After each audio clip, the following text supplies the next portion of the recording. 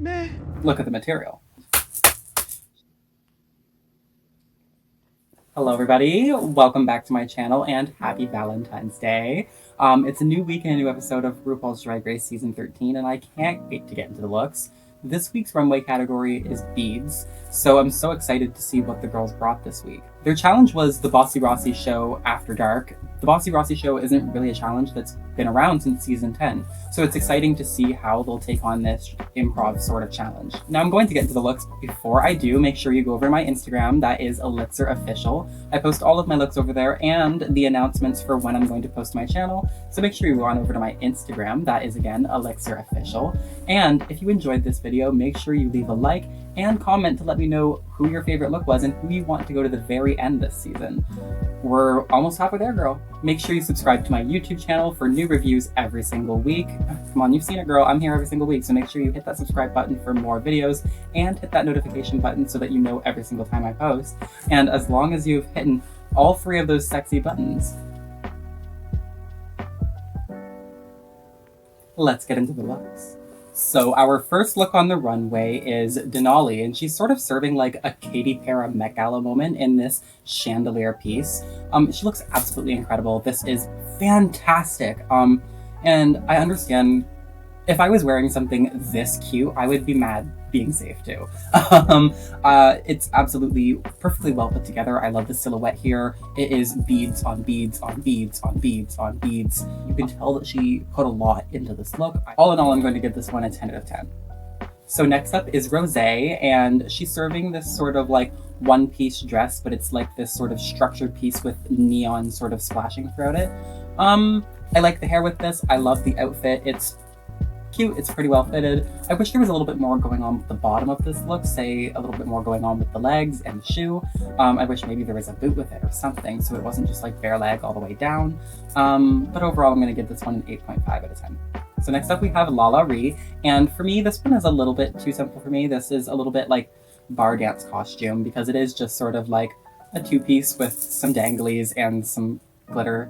It's just something that you would buck around and dance to, but lined up against the other ones this week, I feel like this one was just a little bit too minimalist.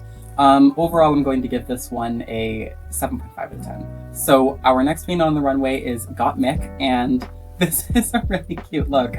The silhouette is a little bit off for me, but I do like the fabric here. I like the beads that are like down the garment in this sort of belt shape. It's almost jellyfish-like, and this huge sort of club kid bubbles down the back.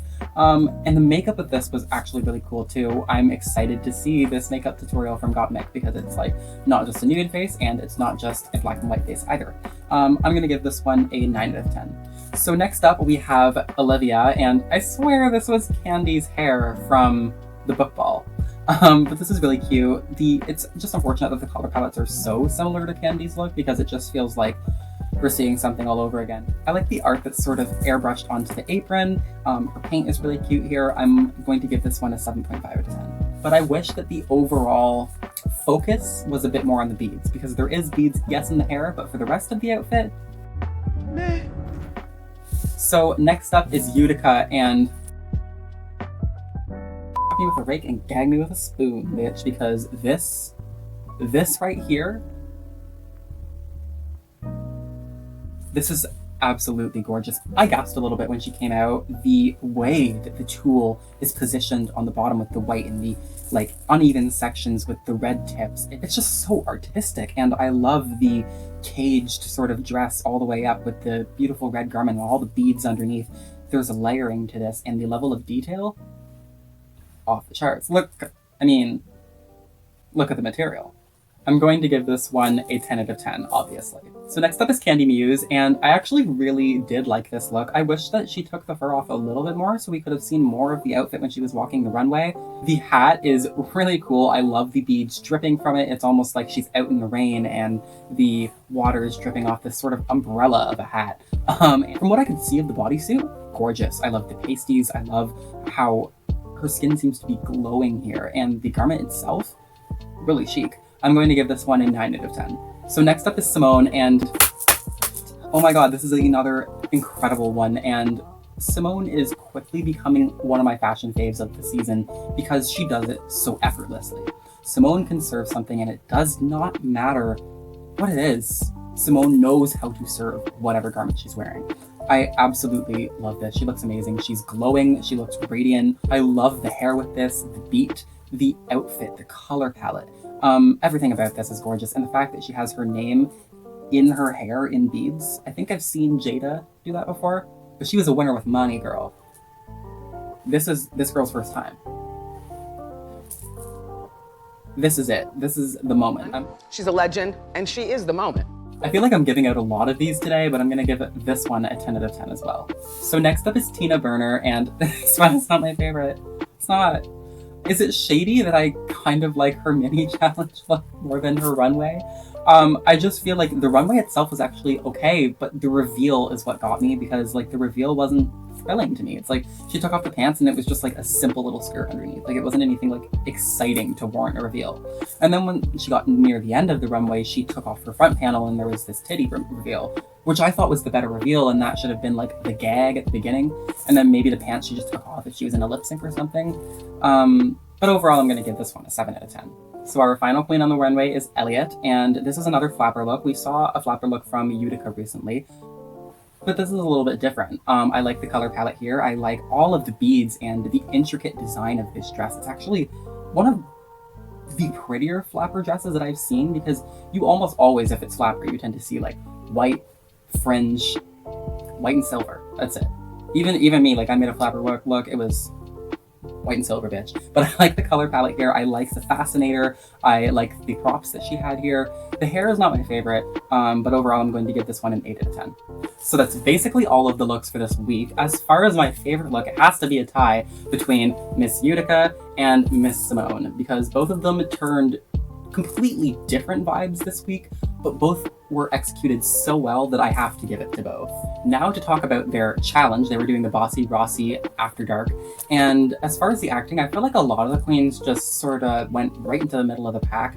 I do feel like Tina had one of the better performances in the challenge, but that runway might have been what kept her safe.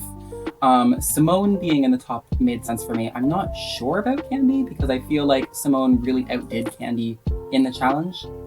And as far as Olivia winning, I mean, I'm not too mad about it, because I feel like a lot of the queens, they did really well on the challenge and then bombed a little bit on the runway, or they did really well on the runway and bombed a little bit in the challenge. And I feel like Olivia did pretty well on both. So, I mean, yeah, I guess I agree with that. So the judges did their deliberations, and after all the dust settled, the bottom two ended up being Elliott and Lala Ree this week. And I was a little bit excited, because this was finally two dancer queens again in the bottom for a little bit more of an upbeat lip sync. So I was like, we're gonna get some moves, bitch. And moves we got. It was exciting. It was a pretty good lip sync. I would say that I do agree with Elliott winning, but it very much could have been a double Shantae. I feel like the camera wasn't focusing on Lala a lot of the time. But I was surprised that Elliott had a very well put together choreography for the song, and they stuck to it, and they managed to do it in a way that it didn't become boring, even though they were doing multiple stunts. So overall, Lala ended up going home this week, and I wish she could have gone a little bit further, but I would say that I agree with the overall result. But that is basically everything for this week. If you enjoyed this video, again, leave a like and a comment to let me know who your favorite look was and who you want to go to the end. I'm interested to hear, so leave a comment, bitch. I'll be back next week to review all the looks, so make sure you subscribe to my YouTube channel and hit that bell notification so that you know when I post that. But until then, see you guys there.